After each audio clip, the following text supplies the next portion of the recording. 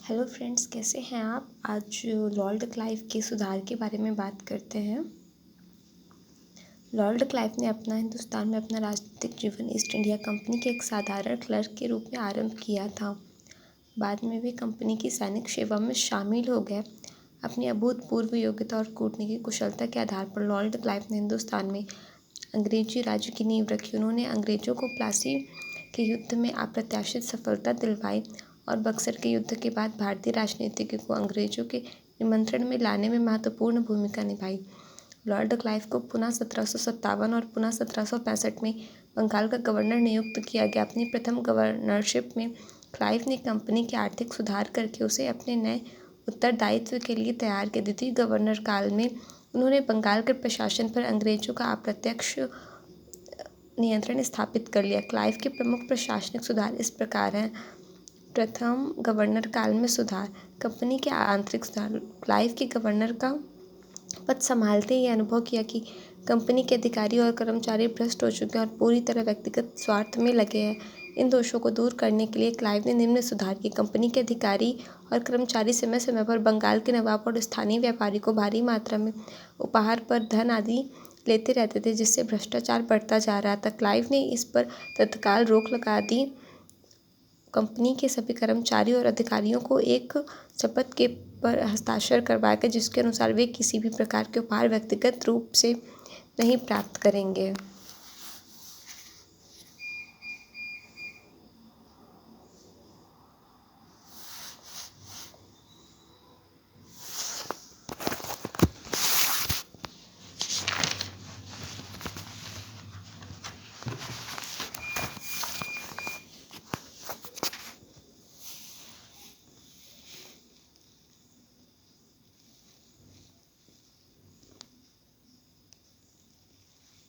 Company के पदों के वितरण में भी भारी अव्यवस्था थी। क्लाइव ने योग्यता और वरिष्ठता के आधार पर कर्मचारियों नियुक्ति की, यद्यपि से इससे क्लाइव के विरुद्ध भारी असंतोष उत्पन्न हुआ। क्लाइव ने अनुभव किया कि कंपनी भ्रष्टाचार के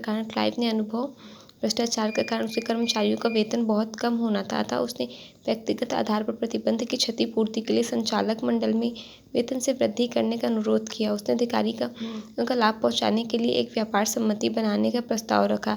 इसे नमक, तंबाकू तथा कपास के व्यापार का एकाधिकार दिया गया। इससे प्राप्त होने वाले लाभ को अधिकारियों में बांटने की योजना थी। सैनिक सुधार, द्वितीय गवर्नरशिप की उपलब्धियां। सैनिक सुधार, क्लाइव के लिए प्रशासनिक की उपेक्षा सैनिक क्षेत्र में सुधार का अधिक कठिन था। क्लाइव ने सर्वप्रथम भत्ता प्रथा को समाप्त करने का निर्णय लिया।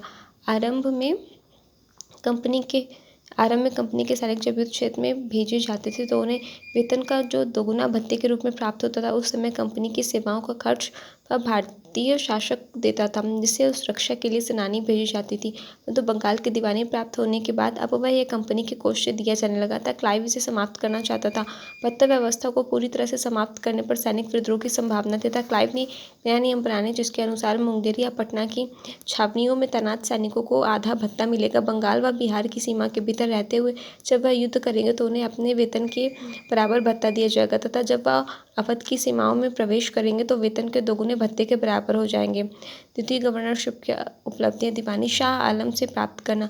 क्लाइव ने अपनी द्वितीय गवर्नरशिप का आरंभ कंपनी के लिए महत्वपूर्ण राजनीतिक उपलब्धियों के साथ किया।